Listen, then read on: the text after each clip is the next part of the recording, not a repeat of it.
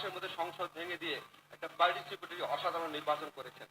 অর্থাৎ যখন জনগণের প্রয়োজন, গণতন্ত্রের প্রয়োজন, দেশের প্রয়োজন, তখন উনি কম্প্রোমাইজ করেছেন। যখন এটা দেশের স্বার্থের বিরুদ্ধে গেছে তখন উনি চরমতম ত্যাগ তিতিক্ষার মধ্যেও মাথা নত করেন নাই। উনার আরেকটা বৈশিষ্ট্য আছে, মাহফুজুল্লাহ ভাইয়ের বইটা পড়লে আপনারা আরো দেখবেন, উনি কিন্তু পলিটিক্সটা জানেন যে কি বললে কি পরিণতি হতে পারে, কোন কথা বললে ইন্টারন্যাশনাল প্লেয়ার যারা আছে বিশেষ করে ইন্ডিয়া তারা আমাদের উপর ক্ষিপ্ত হতে পারে, এগুলো উনি খুব ভালো করেই জানতেন। এত বছর পর ওনার নিশ্চয়ই জানার কথা। আপনি দেখবেন উনি যখন প্রথম জাতিসংঘের সাধারণ অ্যাসেম্বলিতে ভাষণ দিতে যান, সাধারণ পরিষদে, উনি অত্যন্ত স্ট্রংলি ফারাক্কা ব্যারেজে কথা বলেছিলেন। ভারতের কারণে বাংলাদেশের মানুষ কিভাবে সাফার করেছে এটা বলেছিলেন। উনি কি এটার পলিটিক্যাল কস্টের কথা জানতেন না? উনার আশেপাশে যারা মানুষ ছিল অত্যন্ত প্রাজ্ঞ রাজনীতিবিদ, ওনারা জানতেন না?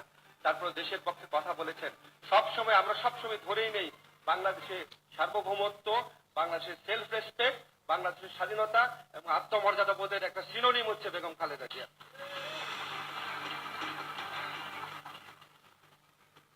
এরকম একটা মানুষকে নিয়ে বই লেখা খুবই চ্যালেঞ্জিং ব্যাপার, বিশেষ করে উনি যখন জীবিত আছেন, বিশেষ করে যখন সারা দেশে উনার লক্ষ লক্ষ কোটি কোটি অনুসারী আছে।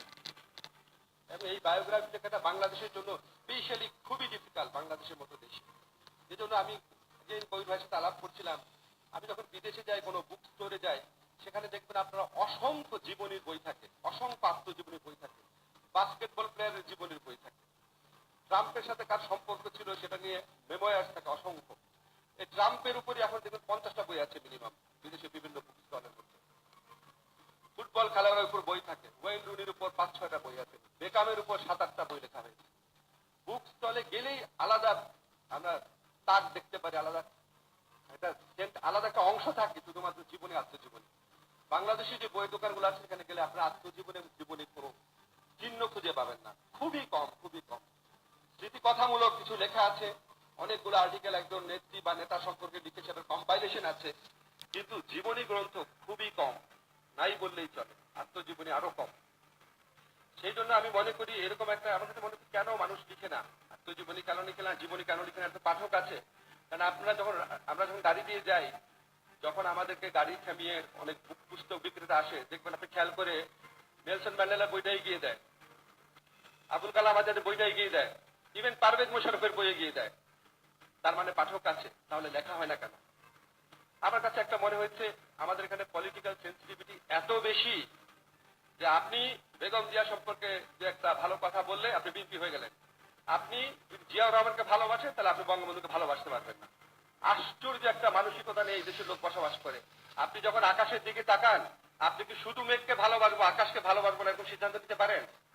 তাহলে বাংলাদেশের স্বাধীনতা যুদ্ধের সাথে যারা ওতপ্রোতভাবে জড়িত ছিল, যারা এই সংগ্রামে নিজের জীবন বিপন্ন করে যুদ্ধ করেছে, বঙ্গবন্ধুকে ভালোবাসার পাশাপাশি তাদেরকে কেন ভালোবাসতে পারবো না আমরা? এটার মধ্যে বিরোধ কোথায়? আমি শেখ হাসিনার প্রশংসা করতে পারলে কেন বেগম জিয়ার প্রশংসা করতে পারবো না? আমরা এই মানসিকতাগুলোকে বিশ্বাস করি না। ফলে যখন কেউ লিখতে যায় সবসময় মনে হয় হয়তো আমার মনে হয়েছে আমি এটা লিখতে লোকে ভাববে আমি আওয়ামী লীগ, আমি এটা লিখতে লোকে ভাববে আমি বিএনপি। পলিটিক্যাল যে মাইন্ডসেট আছে সেটা আমাদের এত পুয়ার যে আমরা নিরপেক্ষভাবে লেখার রিস্কটাও নিতে চাই না। সেকেন্ড প্রবলেম যেটা হচ্ছে, এখানে রেফারেন্সের প্রচন্ড অভাব রয়েছে। আপনি আওয়ামী লীগ বিএনপির যদি ওয়েব পেজে যান, আশ্চর্য ঘটনা, বহু মূল্যবান দলিল ওদের ওয়েব পেজে খুঁজে পাবেন না, আর প্রিন্টেড ভার্সন তো দূরের কথা। ফলে মেটেরিয়ালস পাওয়ার বিরাট ডিফিকাল্টি রয়েছে। থার্ড যে প্রবলেমটা রয়েছে, কোনো ইনস্টিটিউশনাল সাপোর্ট পাওয়া যায় না। বাইরে অনেক বড় বড় ব্যক্তির সম্পর্কে লিখতে গেলে অনেক স্কলারশিপ পাওয়া যায়, অনেক ফেলোশিপ পাওয়া যায়, এগুলি জিনিসে আমাদের অভাব রয়েছে।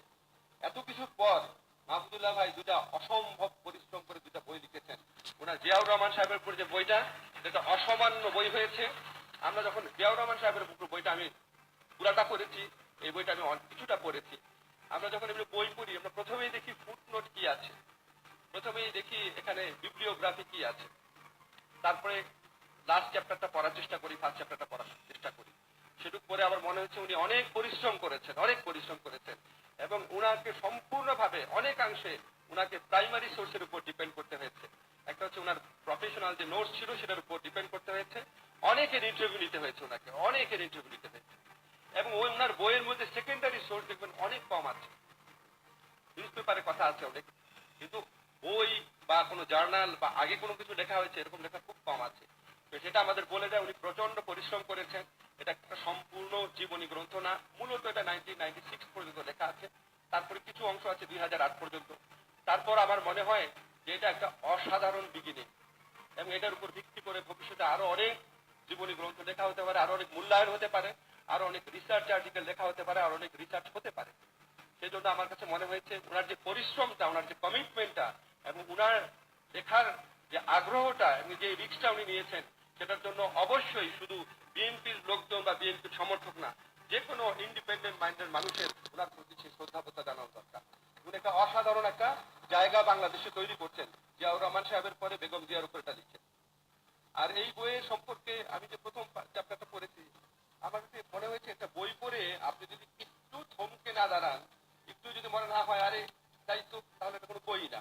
আমি ওনার প্রথম যে চ্যাপ্টারটা পড়েছি, বেগম জিয়ার ছোটবেলার ঘটনা, সেখানে আমি এমন কিছু তথ্য পেয়েছি যেটা আমি আগে কখনো পাই নাই বা খেয়াল করি নাই। যেমন উনি ওনার নিয়ে একটা অনেক বড় বিতর্ক আছে না, জন্মদিনের বিতর্ক। ওনার বইতে খুব রাইটলি পয়েন্ট আউট করা হয়েছে, উনি যখন প্রথম প্রধানমন্ত্রী হন 1991 সালে, তখনই তো ওনার জন্মদিনটা লেখা হয়েছিল 15 আগস্ট। তখন দীর্ঘ বছর কেউ কেন প্রতিবাদ করে নাই, কেন যখন উনি খুব প্রতিকূল অবস্থায়, তখন আমাদের মধ্যে প্রতিবাদের বন্যা বয়ে গেল। খুব ভ্যালিড কোয়েশ্চেন। যখন প্রথম লেখা হলো প্রধানমন্ত্রী জীবনী, সবাই তো পড়েছে, সবাই তো চেপেছে, তখন কেন কেউ প্রতিবাদ করে না? আপনারা যদি এটা পড়েন, উনাকে এমন ভাবে পোট্রে করা হয় কিছু কিছু মহল থেকে, এটা পড়ে দেখা যাবে উনি অত্যন্ত সংস্কৃতবান একটা পরিবার থেকে এসেছেন। আমরা কি বিশ্বাস করতে পারি যে উনার নিজের গানের এবং নাচের শিক্ষক ছিল, এবং এই সমস্ত সাংস্কৃতিক প্রোগ্রাম করতে উনি উনার গ্রামের বাড়ি থেকে দূরে যেতেন। উনাকে আমরা যেভাবে পোট্রে করার চেষ্টা করি, অল্প কিছু উনার ছোটবেলার জীবনী গ্রন্থের মধ্যে। এবং আরেকটা বিষয় আমার খুব ইন্টারেস্টিং লেগেছে, উনার বাবা নিজেও একজন ইলেক্টেড মানুষ ছিলেন, টি প্ল্যান্টার্স অ্যাসোসিয়েশনের ইলেক্টেড লিডার ছিলেন। তো জেনেসিসটা ওখানে ছিল। এবং আমার কাছে মনে হচ্ছে এটা খুব প্রমিজিং বই। আমি এটুকু করে যখন এত কিছু আমার কাছে মনে হচ্ছে আলোচনা করার, তো আরো অনেক কিছু আছে।